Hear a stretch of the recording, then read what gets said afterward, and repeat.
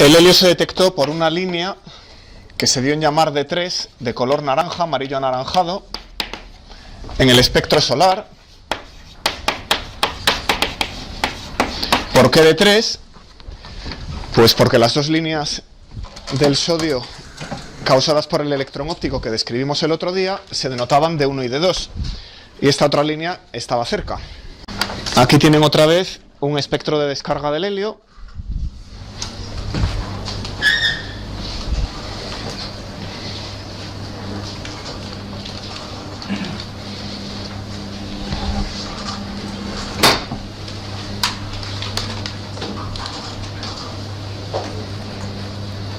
Donde ven con claridad una línea muy fuerte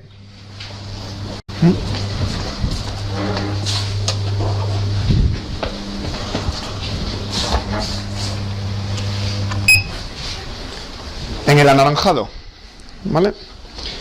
Entonces los espectroscopistas pues suelen clasificar las líneas espectrales según su fuerza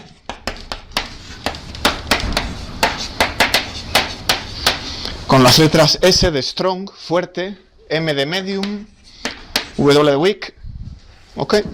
Esa claramente es una línea fuerte. Y está en 587,6 nanómetros.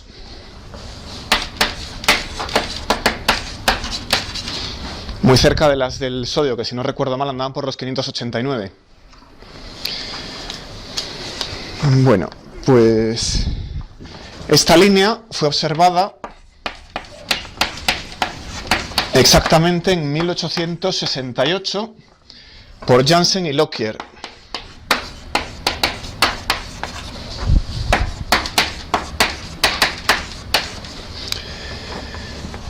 Bueno, como esa línea no se conocía de un elemento en la Tierra, dio en darse helio, elemento que hay en el Sol. El elemento fue aislado por Ramsay y a la vez por Cleave y Langlet hacia finales de siglo, 1895. Okay. Bueno, eso fue la producción de helio en el laboratorio. La detección fue en el Sol. Entonces, la estructura de niveles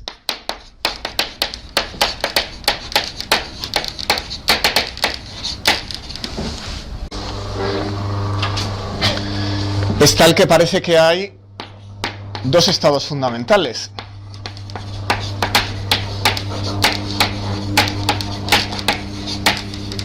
Es como si hubiera dos especies de helio, ¿no?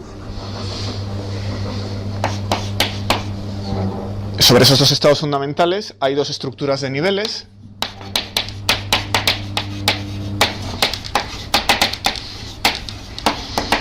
Y apenas hay transiciones entre ellos.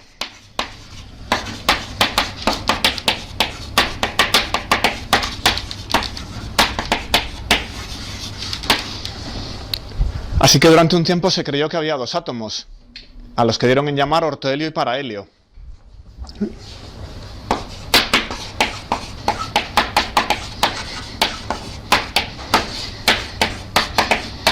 Así que una parte de la clase de hoy tendrá que ver con entender por qué parece haber dos tipos de helio.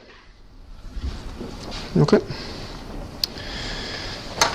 Bueno, estas líneas espectrales, las del hidrógeno y los alcalinos que enseñamos el otro día y las de todos los demás elementos, por ejemplo el helio, pues están catalogadas en la base de datos del NIST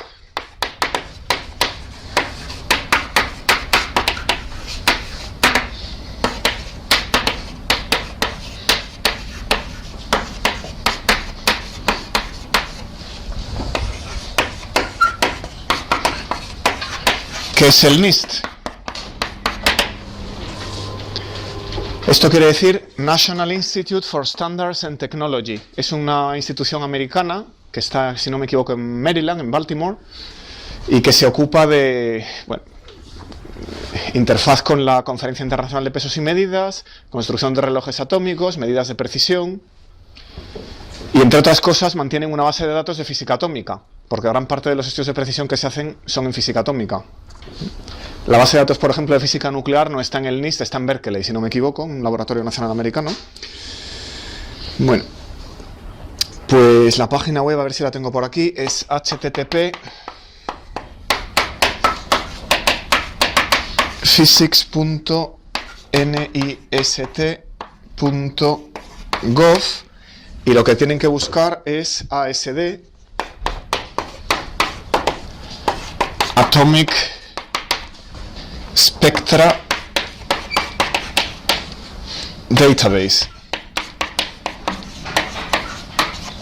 ¿Vale? Entonces ahí tienen listados y listados de las líneas espectrales de todos los elementos para cuando les puedan hacer falta.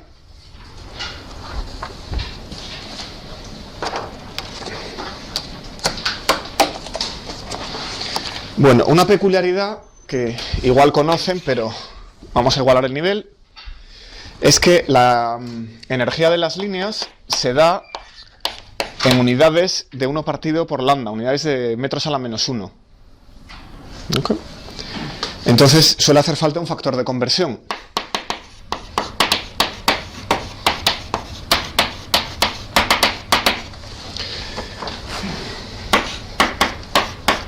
Saben que la frecuencia nu es c partido por lambda para una onda. La energía, según la hipótesis de Planck, pues es h nu. Así que la energía, vamos a ponerle la constante a esa relación de proporcionalidad, es hc partido por lambda. El factor de conversión que nos hace falta es hc. Entonces, si en una tabla les dan lambda menos 1 en centímetros menos 1, pues ¿cómo obtienen la energía en electronvoltios? Esa conversión ya debería irle sonando. Bueno, C son 3 por 10 elevado a 8 metros por segundo. H barra es 1,05 por 10 elevado a menos 34 julios segundo. De manera que H barra C pues son 3,15 más o menos por 10 elevado a menos 26 metros julio. Así que nada, se convierte el julio a electronvoltios y se convierte el metro a micrómetros, por ejemplo. Vamos a hacerlo en micrómetros y el resultado es 0,197 electronvoltios micrómetro. ¿Ok? Si nos queremos ir a centímetro, pues hay que poner 4 ceros, ¿verdad? Entonces, con ese factor de conversión pueden pasar de la longitud de onda de líneas espectrales a la energía del fotón. Y la energía del fotón es lo que uno entiende en física atómica como la diferencia entre la energía de los dos estados, el de partida y el de llegada. Bueno, así que si se van a las tablas del NIST, pues tienen que multiplicar todas las líneas por ese factor de conversión y lo que tienen es la energía de los niveles atómicos. Okay. El factor de pi del H bar. Ah, bueno, le colocas un 2pi, claro. Bueno, pues si se van a los datos, observarán que la primera excitación del helio sobre el estado fundamental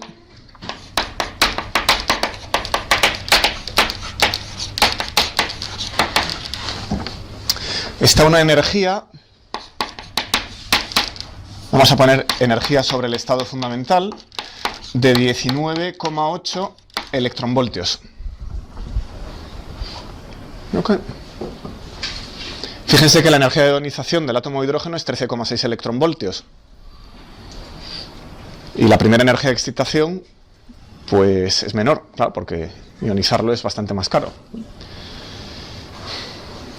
Hay que restar de 13,6 entre 4, un poquito menos, ¿no?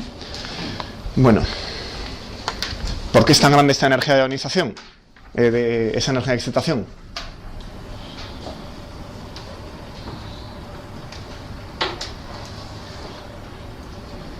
Porque el núcleo del helio tiene 2 cargas positivas, ¿verdad?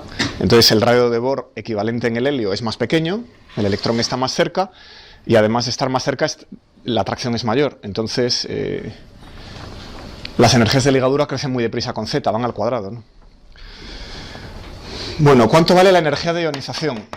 ¿Qué me cuesta quitarle un electrón al helio?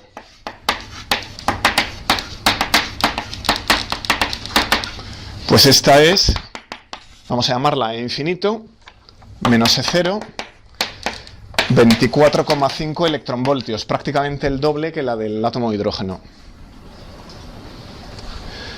Entonces, ¿qué estructura tienen los niveles del helio? Si puedo excitar un electrón, puedo excitar los dos. Vamos a pensarlo un segundo. Aquí está el núcleo. La partícula alfa es el núcleo de helio. Y alrededor, pues tenemos los electrones en el orbital 1s. Y a continuación tenemos el 2s, por ejemplo. La primera excitación corresponde, así someramente, a elevar un electrón del nivel 1s al nivel 2s.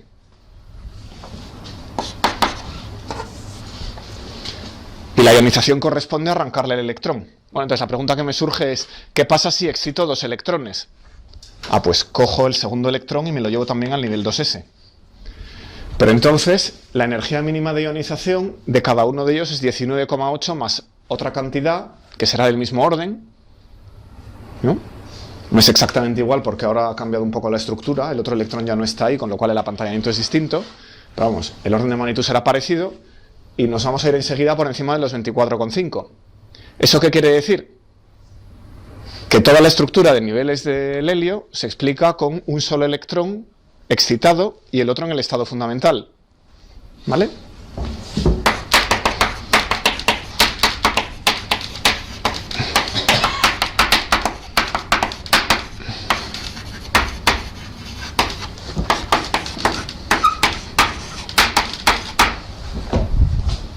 Es decir, que la estructura de niveles del helio tiene un núcleo, un electrón en el estado fundamental y luego un electrón excitado. Pues investigando en detalle cómo funcionan estas excitaciones, se puede ver que no hay transiciones radiativas, desde luego dipolares, entre varios de estos estados. ¿Okay? Si uno aísla un átomo de helio, si hay muchos átomos en un gas, cuidado porque se puede desexcitar por colisiones. Pero si uno aísla un átomo de helio o en un gas muy enrarecido, hay ciertos estados que no son capaces de desexcitarse al estado fundamental. Y por eso parece haber dos especies de helio. Nos meteremos un poquito más. Bueno, pero antes de hacer eso, lo que voy a intentar es estimar la energía de ligadura del helio. ¿Por qué? Pues porque para el hidrógeno la han calculado de manera muy detallada en los cursillos de física cuántica y bueno, es trabajoso, pero sale con una precisión espectacular. El dato experimental se puede calcular muy bien. Vamos a intentar hacer algo con el helio. Claro, ahora ya no es un problema de dos cuerpos, es un problema de tres cuerpos. Hay un núcleo y dos electrones, entonces es un poquito más difícil. Con lo cual, vamos a intentar hacerlo con menos precisión. ¿Okay? ¿Qué método usarían ustedes para calcular la energía del helio? De la ligadura de los electrones. ¿Dime? Correcto, el método variacional. Vamos a poner el hamiltoniano del helio.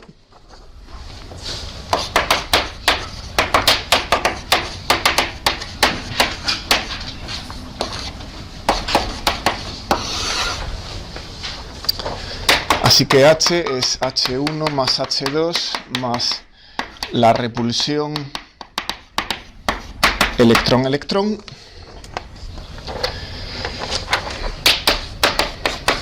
Dejadme escribir las dos energías cinéticas como dos laplacianos. El potencial todavía lo voy a estar escribiendo en el sistema internacional de unidades, aunque en algún momento voy a cambiar al sistema atómico, cuando explique un poco los sistemas de unidades. Z cuadrado entre 4pi epsilon 0, 1 entre R2. Y finalmente la repulsión electrón-electrón, 4pi epsilon 0, 1 entre R1 menos R2. Vale. Bueno, pues deberíamos resolver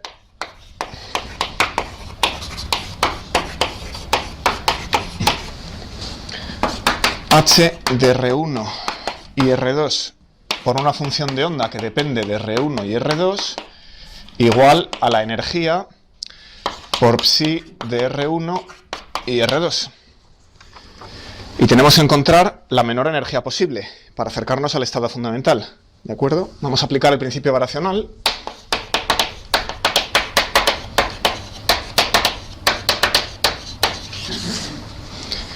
Entonces la función prueba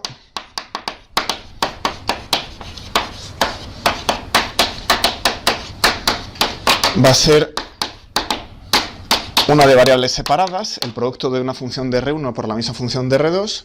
Esto se le llama una función prueba separable. He cogido y he separado las variables. ¿Y qué es cada una de ellas? Pues psi de RI es lo que ustedes quieran. El principio variacional les deja coger lo que quieran. Pero mirando al hamiltoniano, uno se da cuenta que este trozo con este trozo es un átomo de hidrógeno. Este trozo con este trozo es otro átomo de hidrógeno.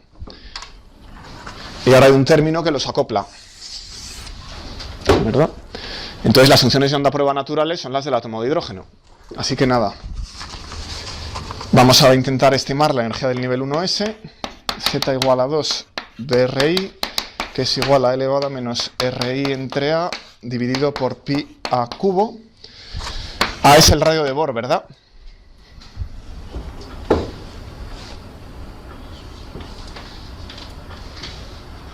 ¿Votos en contra?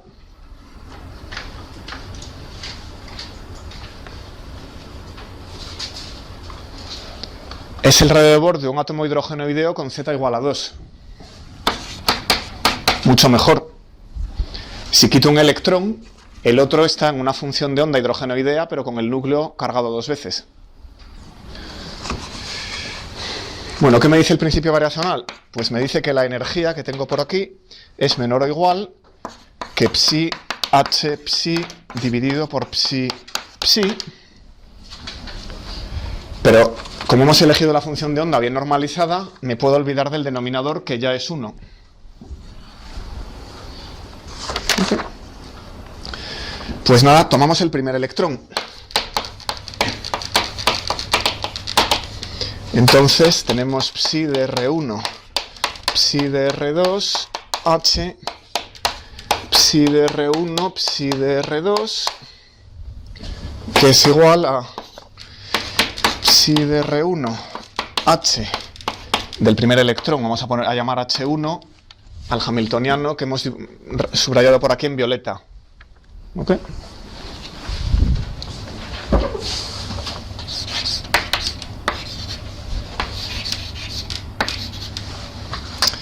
Pues psi de R1, la parte 2 no ve a la variable 1, sale de cualquier integral que hubiera en estos elementos de matriz, así que queda aquí psi de R2, pero eso es la normalización de la función de onda, que es 1, así que esto es igual a E1, porque eso H1 sobre psi R1 es E1 por psi, y psi con psi vuelve a dar 1, así que esto es E1 por 1, que es igual a z cuadrado por, esa es la energía de un electrón en un átomo hidrogenoideo, que es z cuadrado, la energía del átomo de hidrógeno, los 13,6 electronvoltios.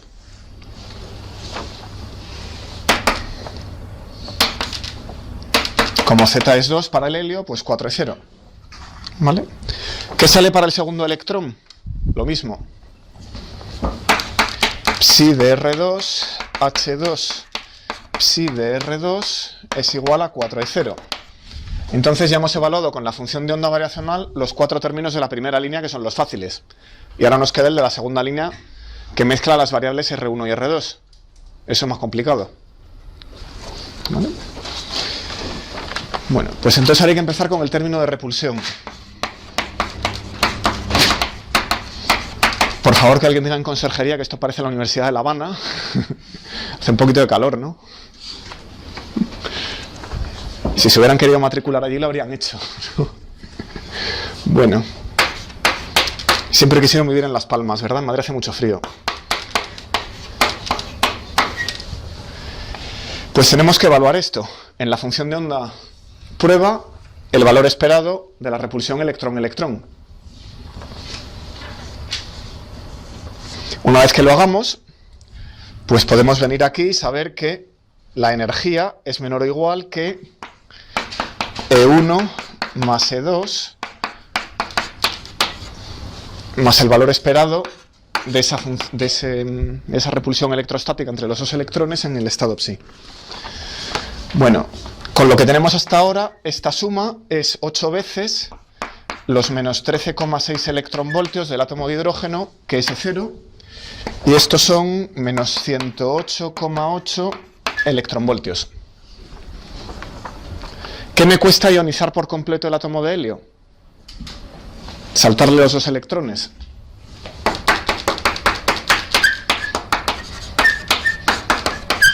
Bueno, en las tablas del NIST no solamente tienen los niveles de energía de un átomo neutro, también tienen los niveles de energía que se hayan medido de los iones correspondientes.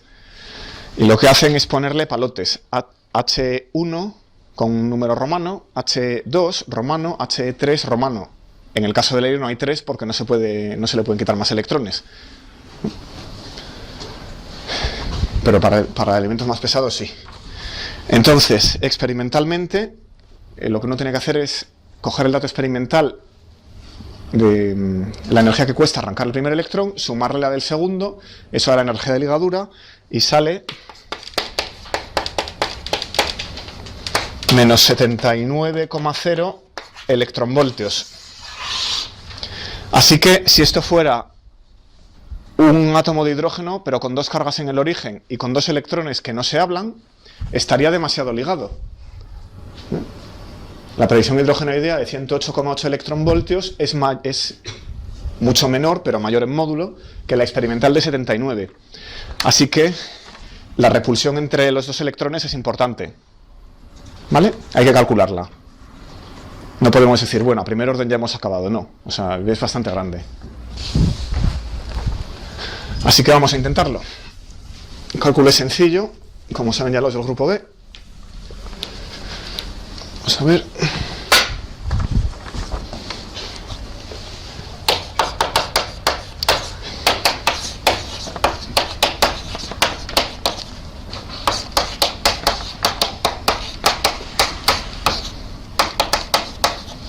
Hay que calcular eso. Elevamos la función de onda al cuadrado, integramos sobre R1 y R2 y multiplicando por el hamiltoniano del helio. Sustituyo la función de onda a prueba, que todavía está en la pizarra. Es decir, el producto de psi de R1 por psi de R2 con psi de Ri, esto. Y queda D3R1, D3R2, elevado a menos 2R1 partido por A, dividido por pi a cubo, elevado a menos 2R2 partido por A, dividido por pi a cubo. Y luego, ¿qué es el HEE? Pues lo acabo de borrar, estaba por aquí recuadrado. Es E cuadrado entre 4pi epsilon 0, 1 entre R1 menos R2, que es el potencial coulombiano entre 2 electrones, uno en posición R1 y uno en posición R2, es positivo porque se repelen. Pues es una bonita integral en 6 dimensiones.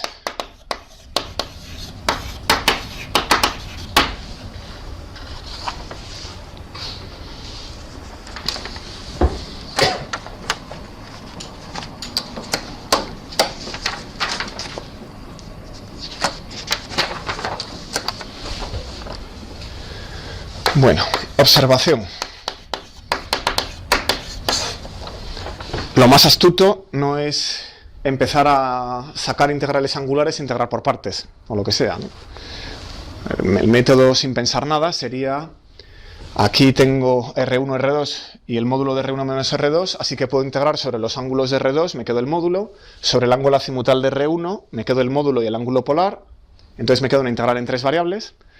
Ahora escribo esto en términos del coseno entre R1 y R2, hago la integral angular, se puede, analíticamente, enseguida sale, hay unos valores absolutos, hay que partir la integral según que esto sea positivo o negativo, pero vamos, sale enseguida.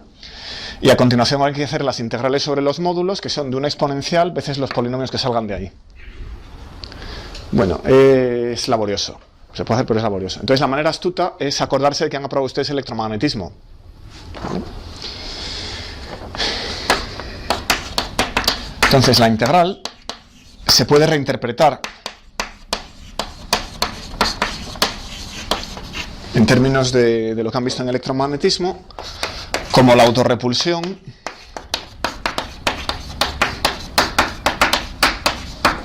de una esfera cargada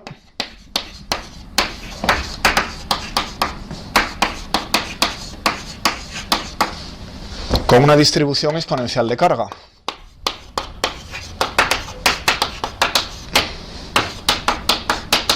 Y simetría esférica, claro.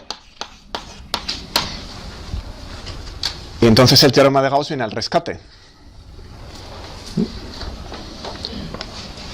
Claro, vamos a poner aquí el origen.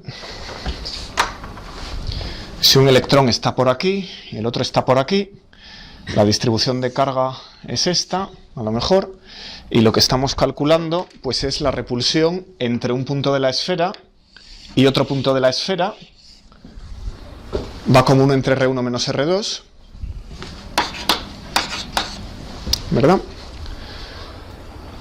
La distribución de carga pues cae desde el origen de forma exponencial. Calculamos la repulsión entre esos dos puntos de la distribución de carga e integramos sobre todos ellos. O sea que eso es la autorrepulsión de una esfera cargada. Bueno, eso se hace por el teorema de Gauss. Lo que vamos haciendo es integrar hacia afuera en capas de la esfera.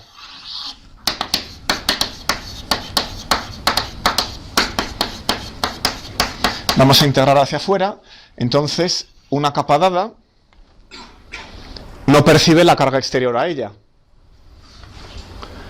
y ve la carga interior como si estuviera concentrada en el origen. ¿Ok? Eso se demuestra en electromagnetismo a partir del teorema de Gauss fácilmente. Entonces me hace falta calcular la carga interior a una capa dada a distancia r del centro.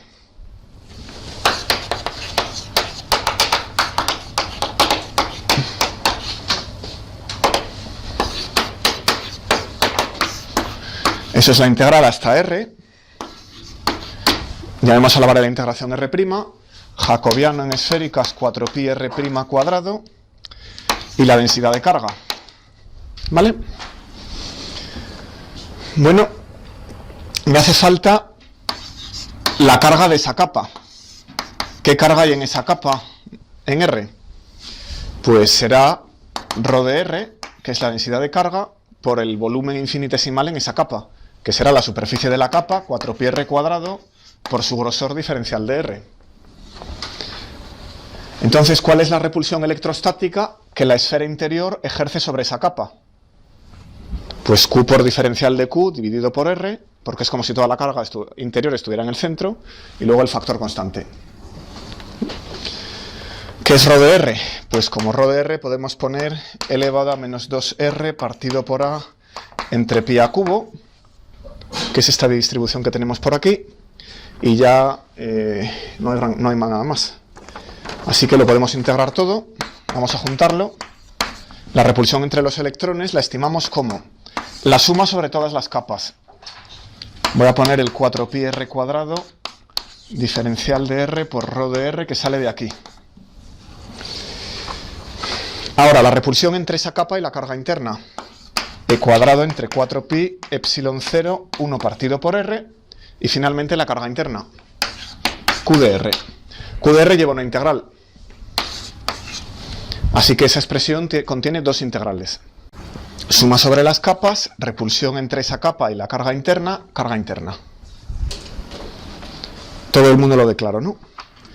Ya nos hemos hecho la integral angular, nos han quedado dos integrales radiales. Aquí, si hubiéramos hecho la integral angular directamente, teníamos que lidiar con el coseno de teta en este denominador. ¿Vale? Bueno, pues ahora ya sustituyen lo que son las ρ's.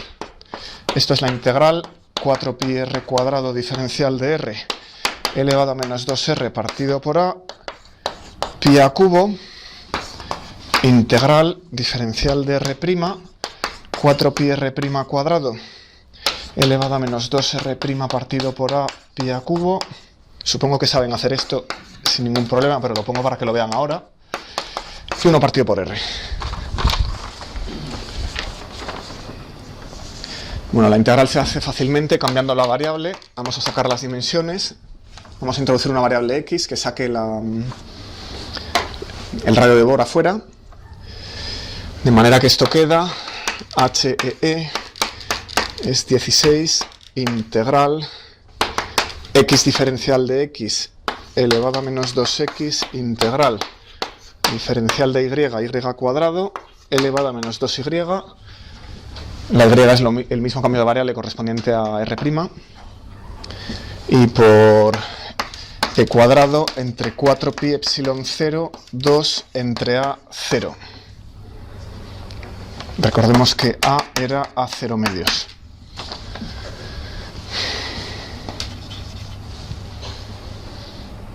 Bueno, este cuadrado es reconociblemente el jacobiano en esféricas. Esta X es lo mismo pero dividido por R. Y dividido por R porque por aquí había un potencial de Coulomb, que es la repulsión electrón-electrón, que me mete un 1 partido por R, ¿no? Así que nada, ya es muy sencillo. 32E0 integral X diferencial de X elevado a menos 2X integral, ¿lo están siguiendo? Pi por R al cuadrado elevado a 2Y.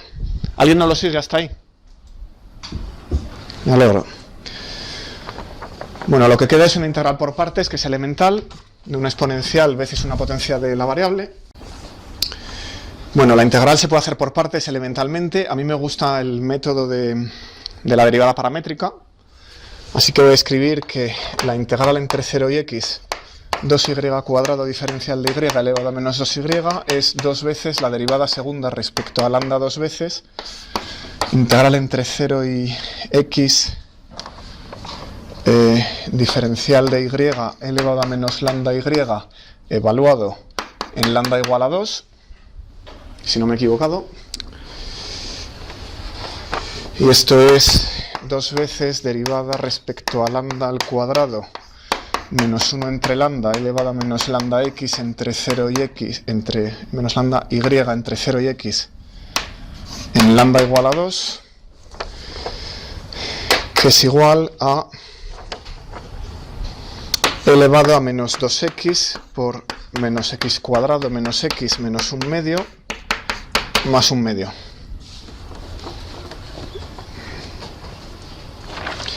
Bueno, entonces con eso nos hemos quitado la primera integral, sustituyo aquí dentro y queda 32E0 integral entre 0 e infinito diferencial de x elevado a menos 4x menos x cuadrado menos x medios menos x cubo más x medios elevado a menos 2x. Una belleza de polinomio veces exponencial, pero nada difícil.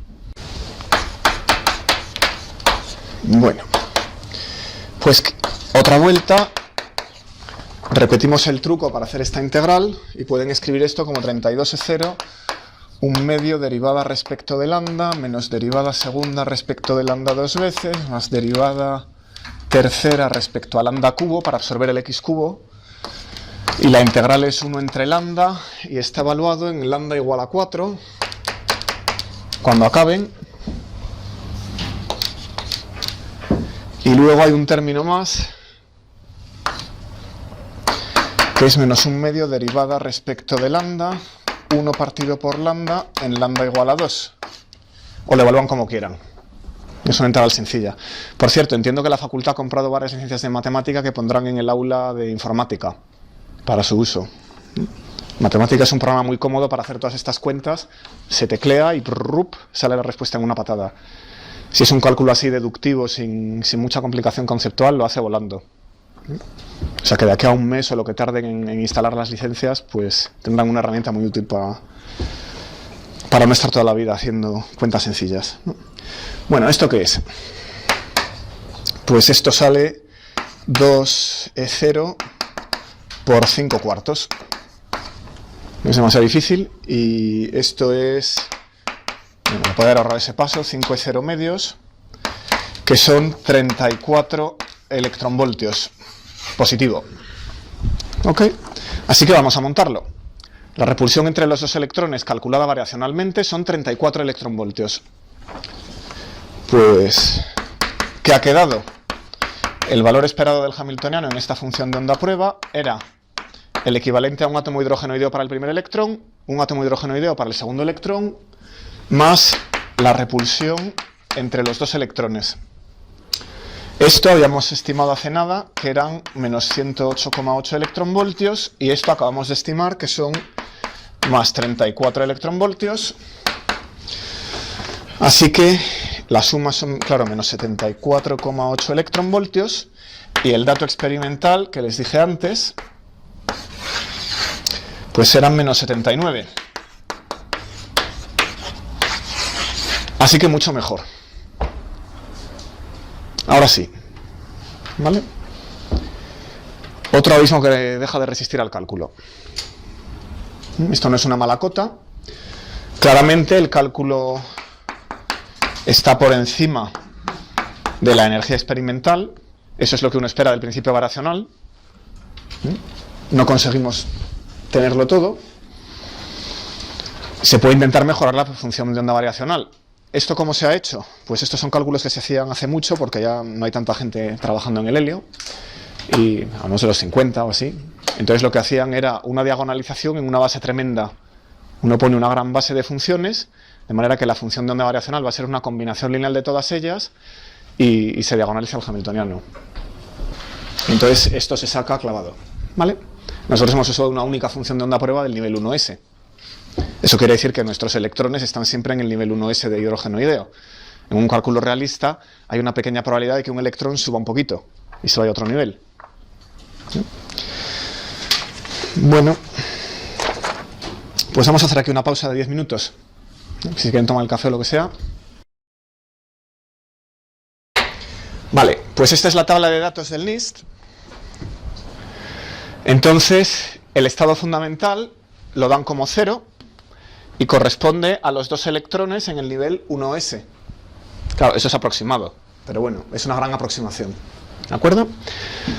A continuación, tienen una energía de excitación que corresponde a un electrón en el nivel 2s, 1s, 2s. Aquí está. Pero luego también hay una parecida que corresponde a un electrón en el nivel 1s, 2s. Esas son las dos familias de niveles del helio de las que hablábamos. ¿De acuerdo? Tenemos dos niveles y están bastante, o sea, tienen una configuración que decimos que es la misma y sin embargo, bueno, pues las energías son distintas. Y esa estructura se repite por toda la tabla. Bueno, como ven, las energías están en centímetros a la menos 1, o sea que hay que convertir si la quieren en electronvoltios. Aquí tenemos, por ejemplo, el 1s3s o el 1s2p. El 1s2p además tiene una división en 3 niveles de momento angular distinto que tendremos que ver. Y bueno, esa es la estructura general, ortohelio y parahelio. ¿Qué está pasando aquí? Pues vamos a retomar la explicación de esto.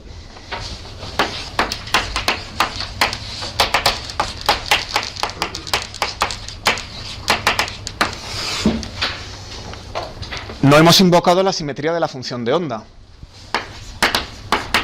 Como saben ustedes, de física cuántica, si tienen dos electrones, la función de onda tiene que ser antisimétrica. ¿Okay? En el ejemplo que hemos hecho hace un ratito, lo que hemos calculado era el valor esperado de un hamiltoniano en una función de onda donde teníamos un electrón en R1, un electrón en R2, cada uno en su función de onda. La función de onda era la misma. Pero imaginen ahora que queremos tratar los estados excitados. Entonces, psi y psi ya no van a ser la misma. Pongámosles dos letras. Una será psi A, por ejemplo, el nivel 1s, otra será psi B, por ejemplo, el nivel 2s. Así que aquí esto va a depender de A y B. ¿De acuerdo? Claro, ahora la antisimetría juega un papel, porque vamos a llamar a esta 1. En el estado fundamental no importa porque eran iguales, pero imagínense que lo hubiera cogido al revés. Podríamos haber puesto al electrón B en el estado, el electrón 1 en el estado B y al electrón 2 en el estado A. Vamos a llamar a esa psi 2. Okay. Como en el estado fundamental A es igual a B, pues no hay distinción entre ambas y la función de onda es simétrica. Momento, ¿cómo que es simétrica? Tiene que ser antisimétrica. ¿Qué ha pasado? Correcto.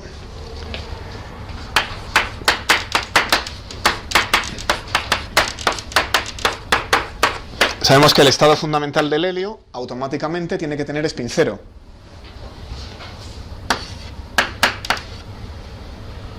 ¿No? obligatoriamente para poder respetar la antisimetría de la función de onda. Bueno, pero eso en los estados excitados ya no será cierto. No sé si necesito la pantalla ahora mismo. La voy a levantar.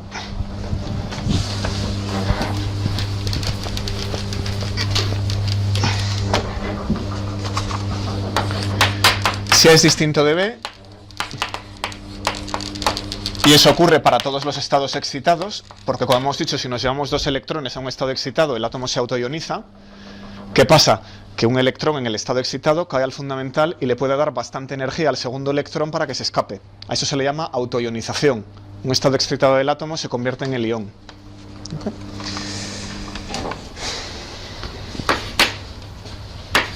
Vamos a poner la función de onda orbital, por tanto, del estado excitado. Pues es psi A de R1, psi B de R2, más una fase por psi B de R1, psi A de R2. Como sabemos que intercambiando A por B dos veces nos lleva al punto de partida, pues el cuadrado de esa fase solo puede ser 1.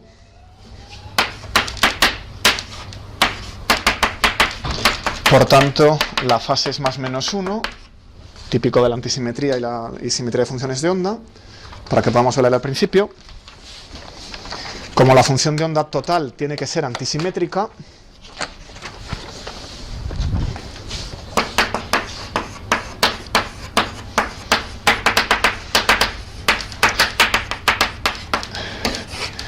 esto muchas veces se entiende como principio de Pauli.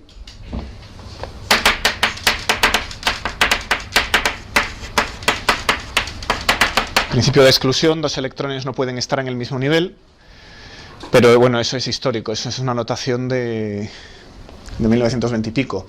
Hoy sabemos que, desde entonces, desde los años 30, se sabe que esto es una consecuencia de la teoría de campos. Bajo las hipótesis que verán en el curso de teoría de campos, a los que les interese el tema, pues invariancia Lorentz, localidad. Pues las funciones de onda de partículas spin semientero tienen que salir antisimétricas. ¿Okay? O sea que hoy en día no es un principio, es un teorema basado en otros principios. Bueno.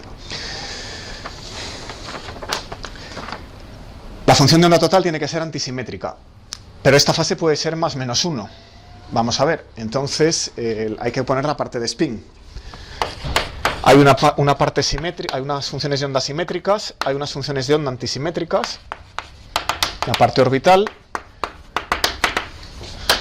esta es 1 entre raíz de 2. 1 entre raíz de 2. Psi A de R1, psi B de R2, más psi A de R2. Esto es trivial, así que voy más deprisa. Psi B de R1, ya lo han entendido otras veces. Lo mismo, menos lo mismo.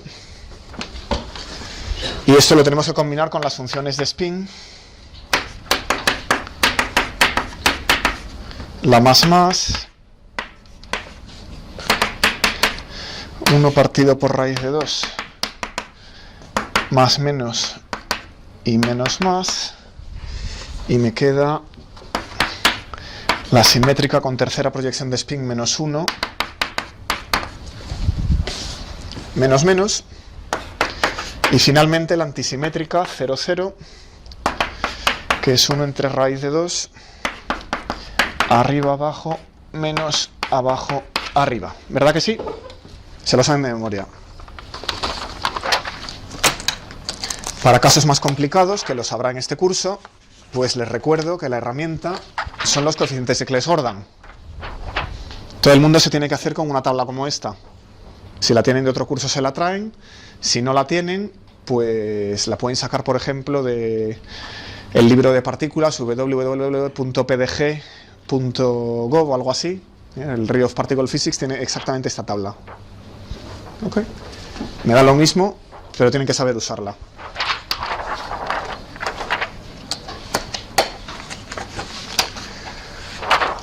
¿Por dónde íbamos? Bueno, pues hay dos posibles combinaciones antisimétricas. Una es la parte simétrica orbital veces la función de onda antisimétrica de spin, y las otras funciones de onda pues son una parte antisimétrica orbital veces una parte simétrica de spin. ¿De acuerdo? Bueno, pues a esto lo vamos a llamar parahelio, corresponde empíricamente con el parahelio, y a esto ortohelio. Si los dos electrones del helio están en una función de onda antisimétrica de spin, para. Si están en una función de onda simétrica de spin, orto. ¿Qué es el estado fundamental? ¿Parahelio o ortohelio? Correcto. Bueno, pues vamos a ver los excitados. ¿Qué vemos por aquí?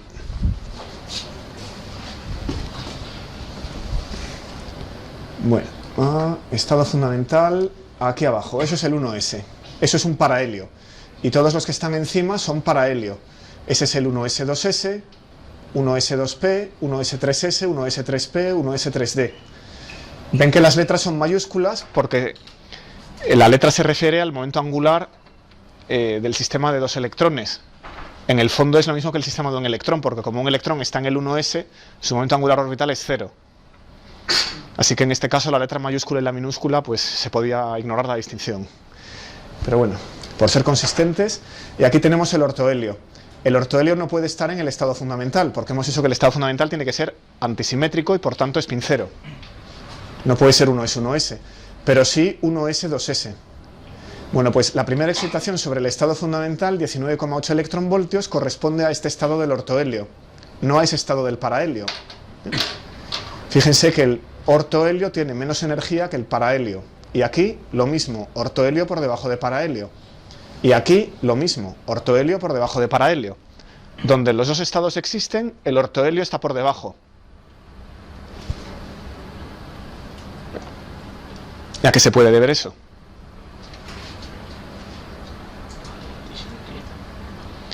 Alguien me dice que a la antisimetría. ¿A la antisimetría de qué? De la función de onda orbital. ¿De acuerdo? La función de onda orbital es antisimétrica, y entonces, ¿qué ganamos con eso?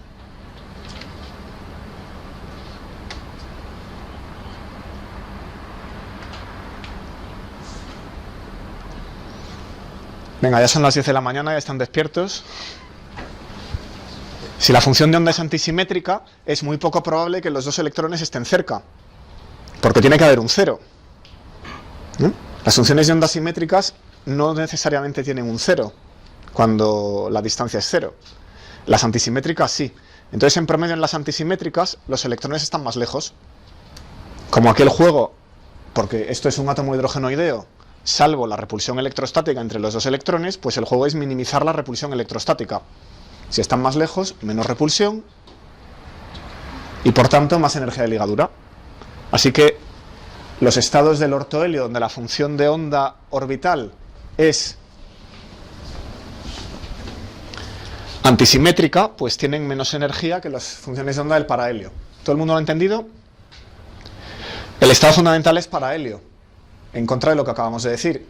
Pero eso, claro, el ortohelio no tiene la culpa, es que no puede formar una función de onda 1s1s. Entonces, ¿qué pasa? Que si en un gas uno tiene excitaciones del ortohelio, pues cuando veamos transiciones veremos que las transiciones dipolares eléctricas pues les cuesta mucho pasar allí. No pueden. No se puede pasar del ortohelio al parahelio, de manera que un átomo que esté atrapado aquí puede caer a este estado y aquí se queda. Y ahora le cuesta mucho llegar al parahelio. Bueno, vamos a echar una cuenta rápida para estimar eso que hemos dicho de que el ortohelio tiene menor energía dentro del mismo estado que el parahelio, siempre que la configuración electrónica sea igual. Entonces, ¿qué podemos hacer? Vamos a calcular la diferencia de energía entre un estado para y un estado orto.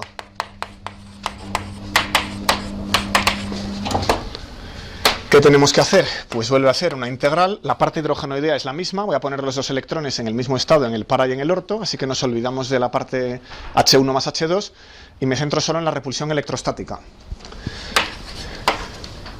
Igual que antes, habrá una integral de este tipo.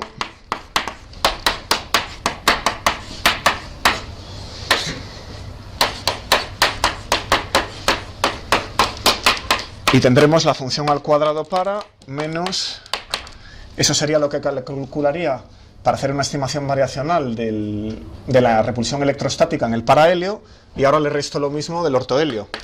Saco los factores comunes y queda algo así. Si consigo calcular eso, tengo la diferencia de energía, estimada variacionalmente. Bueno. Entonces aquí lo único que he puesto es HEE, la repulsión entre los dos electrones. ¿De acuerdo? ¿Contribuye la parte de spin? ¿Tengo que escribir la parte de spin? No, porque la parte de spin no ve este hamiltoniano. Pongo aquí función de onda de spin, pongo allí función de onda de spin, se multiplican, salen de la integral y dan 0 o 1 dependiendo de que sean la misma función o no. Así que un 1 fuera y nos olvidamos del spin. ¿Vale? Eso es todo lo que hay que calcular. Bueno, pues ¿esto qué es? Integral. Vamos a hacer la misma aproximación variacional de antes. E cuadrado entre 4 pi epsilon 0 R1 menos R2 veces primer electrón, ya no pongo la R, directamente 1 en el estado A y B en el 2 más A en el 2, B en el 1 y todo esto al cuadrado. Menos, casi aquí mismo. Ahora hago lo mismo, pero cambio el signo. Pongo el 1 en el A, el 2 en el B, cambio el signo, todo eso al cuadrado. ¿Vale? Eso es para menos orto.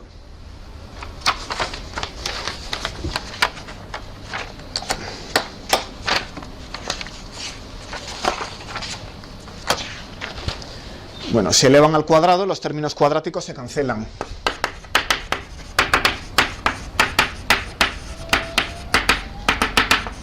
Términos los que son cuadrados,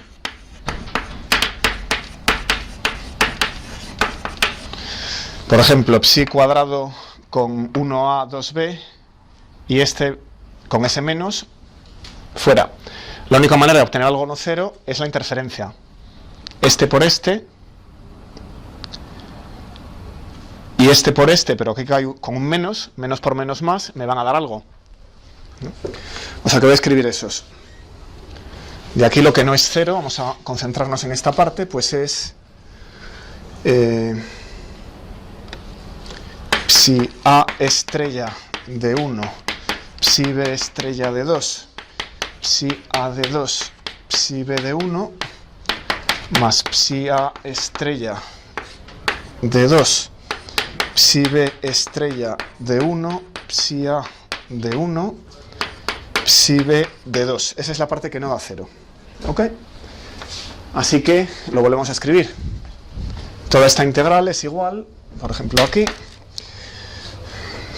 delta energía para menos orto, hay un signo más, integral d3r1 d3r2 dividido por r1 menos r2 e cuadrado 4 pi epsilon 0 por 2 parte real de psi estrella A de R1, psi B de R2, psi A de R2, psi B de R1. ¿Vale?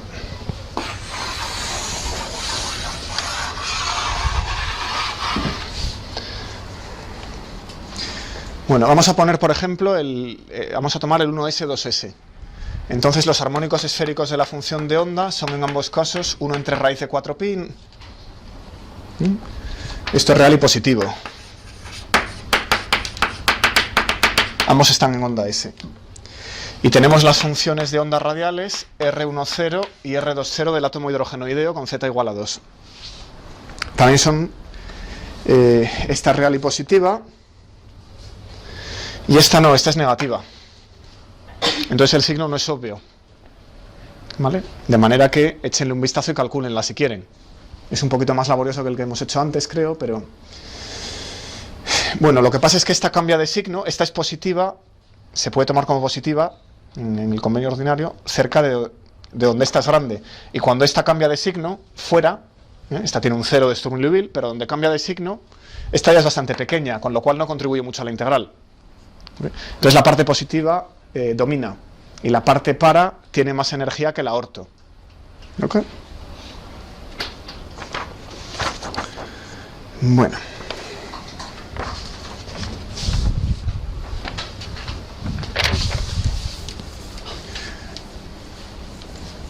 Entonces voy a dar aquí por cerrada la explicación de los niveles del helio. Ya por curiosidad, ¿qué propiedades conocen del helio?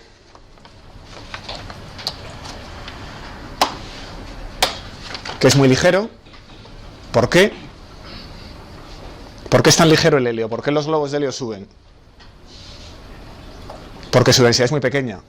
¿Por qué la densidad es tan pequeña? No hay fuerzas intermoleculares. Uy, no tiene que ver con las fuerzas intermoleculares, excepto que no forme líquidos. Pero en cualquier gas, la primera aproximación que a uno se le ocurre es la teoría del gas libre. Entre el nitrógeno, entre moléculas de nitrógeno apenas hay tan poco fuerza, son muy débiles. Sin embargo, el helio flota respecto al nitrógeno. Se verá que su densidad es muy pequeña. ¿Y por qué es la densidad tan pequeña? Pues porque la masa es muy pequeña. El helio tiene, el núcleo de helio es una partícula alfa, que tiene 2 protones y 2 neutrones. En una molécula de nitrógeno, pues tenemos 14 y 14. O sea, en total 28. Y como el volumen molar no depende de la masa del núcleo, ¿no?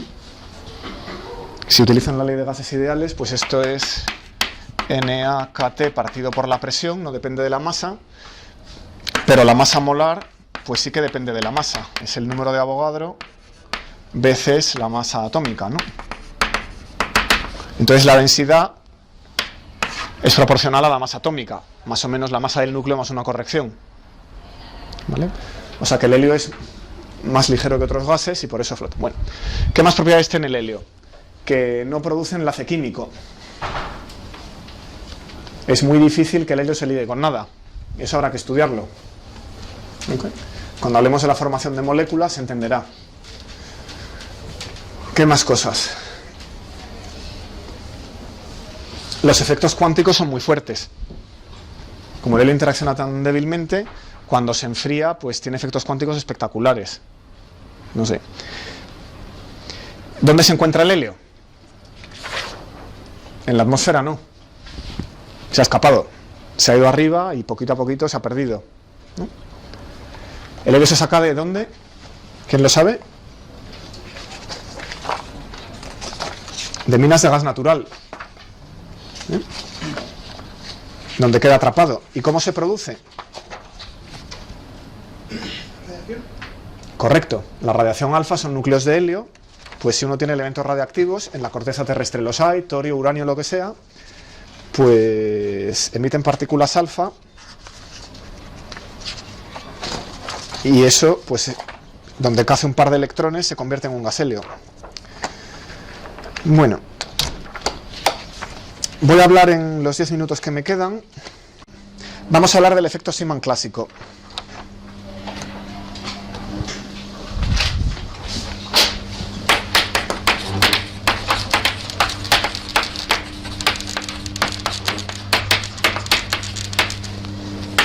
Así que olvidaos de la física cuántica y poneos el gorro de Lorentz. ¿Ok? Y ya la semana que viene trabajamos un poquito el spin en física cuántica, que esto no es. Es aquí. Bueno, la motivación empírica era esta. Si uno introduce un átomo en un campo magnético y a continuación estudia el espectro, eso es difícil de hacer con la cajita de té que me tenéis que preparar, vuestro espectrógrafo casero. Con un imán creo que nos va a salir, pero bueno, en condiciones experimentales un poco mejores sí que se puede ver este desdoblamiento, Con un poco de suerte se lo harán en algún laboratorio, no en el departamento de física teórica. Bueno, por ejemplo, aquí tenemos el zinc. Entonces, una raya espectral del zinc de repente se convierte en un triplete al introducir el átomo en un campo magnético. Y ese patrón, pues, se ve aquí también, el que se llama zinc sharp triplet. Hay 3 líneas, pues una de ellas se divide también en un triplete. Y luego hay otras que no. Por ejemplo, aquí tenemos el sodio, el doblete principal del sodio, que ya conocen, la luz anaranjada, pues son 2 líneas, si uno las resuelve. A su vez, en un campo magnético se dividen una en 4 y otra en 6. ¿Ok? Eso tiene que ver, como estoy en física cuántica, con acoplo de momentos angulares. Pero ahora me voy a olvidar de todo eso y voy a intentar verlo de manera clásica, a ver si se puede hacer algo. ¿Ok? Así que voy a dar la idea primero, luego echo la microcuenta.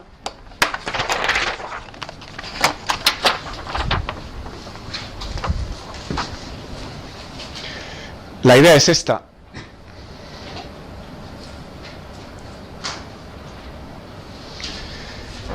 Si ponemos el átomo y pensamos en el átomo, digamos, de Bohr, en el que hay un núcleo y un electrón dando vueltas a su alrededor, ¿vale? Y ahora colocamos un campo magnético. Bueno, si el campo magnético es paralelo a la dirección de la velocidad, no pasa nada, porque la fuerza de Lorentz es 0. Si la velocidad es paralela al campo, no pasa nada. Entonces, si una raya espectral tiene que ver con oscilaciones del electrón en paralelo al campo, pues la frecuencia de esa raya espectral será la misma, ¿no? Pero ¿qué pasa si ahora es perpendicular? Ponemos B y V perpendiculares. Entonces ese electrón sufre una fuerza de Lorentz, ¿no? Entonces, según cómo sea la fuerza, puede que lo frene. El electrón está intentando girar, pero se ve frenado, entonces su frecuencia disminuye. O al revés, según cómo orientemos el campo, puede que aumente, que el electrón gire un poquito más deprisa en el modelo de Bohr. Y entonces la frecuencia aumenta. La frecuencia, saben que las cargas aceleradas radian, y saben que la frecuencia clásica de radiación tiene que ver con la frecuencia del movimiento, ¿no? Pues esperamos que las líneas espectrales se dividan en 3. Una a la que no le pasa nada, y 2 en las que la frecuencia aumenta un poquito o disminuye un poquito.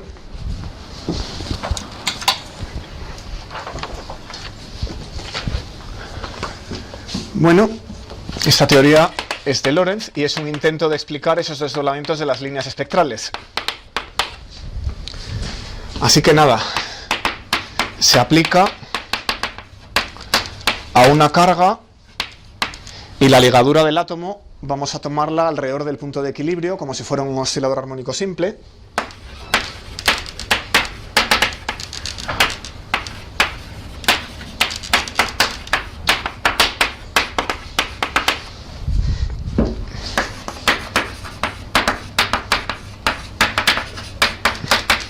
La constante del muelle va a ser K y la frecuencia de giro, vamos a llamarla nu sub 0, porque es la no corregida por el campo magnético, va a ser 1 entre 2pi, como saben, raíz de K partido por M.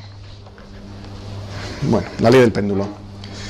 Entonces, ahora introducimos un campo magnético.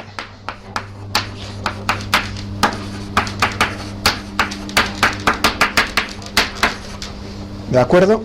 ¿Qué percibe un observador respecto a la radiación emitida por ese átomo? Pues 3 frecuencias, como acabo de apuntar.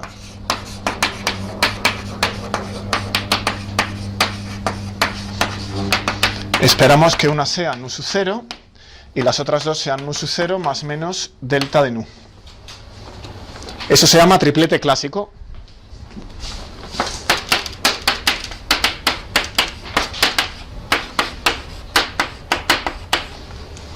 Ok.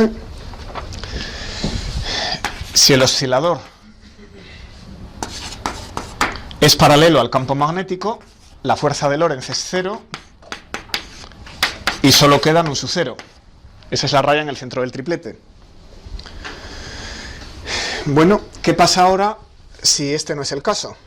Entonces vamos a descomponer el movimiento de rotación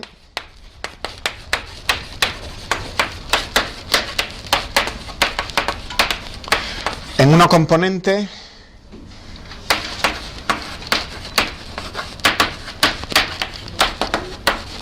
de rotación paralela a B y una componente de rotación antiparalela a B.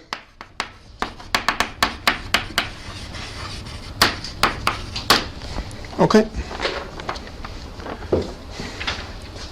Bueno, la velocidad y la frecuencia de rotación en una órbita esférica, pues 2πr nu. Okay. Una relación muy sencilla. Y esta es la nueva frecuencia de rotación, que dependerá de que estemos aquí o aquí. Si el electrón rota y le oriento el campo magnético paralelo, hará lo contrario de si oriento el campo magnético al revés. Bueno. Entonces, si tenemos una polarización lineal como corresponde a un oscilador armónico, puedo descomponer ese movimiento en dos rotaciones. Las puedo combinar. Vale, pues equilibrio orbital en esas dos órbitas circulares, fuerza centrípeta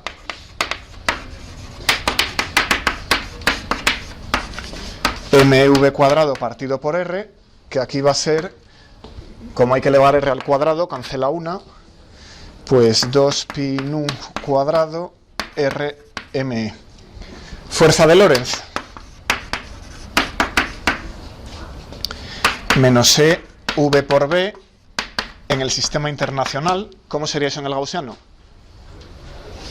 Tienen poquísima experiencia con el gaussiano, ¿verdad? Sí, partido de... Bien.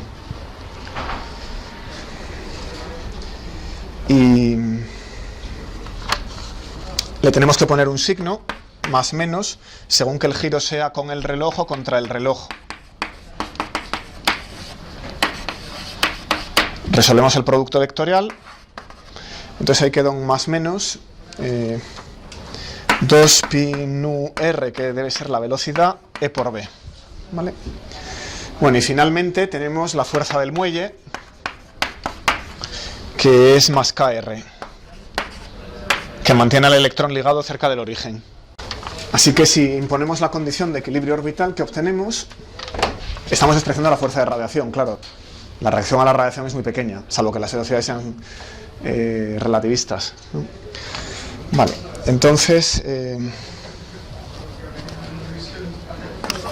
tenemos esta condición, menos más EB entre 2pi me nu menos nu0 cuadrado igual a 0, donde lo que he hecho ha sido eliminar la constante del muelle en términos de nu0, la frecuencia del oscilador, la frecuencia natural del átomo. Así que despejo, y las frecuencias pues son nu0 más menos EB entre 4pi me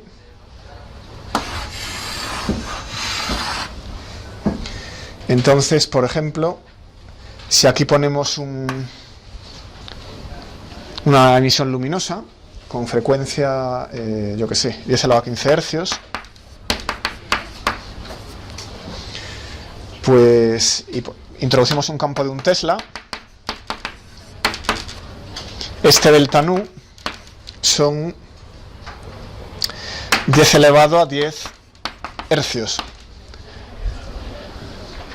Así que hay que estar muy fino para verlo. Con la caja de té y el trocito de CD no va a ser posible. Bueno, en el sistema gaussiano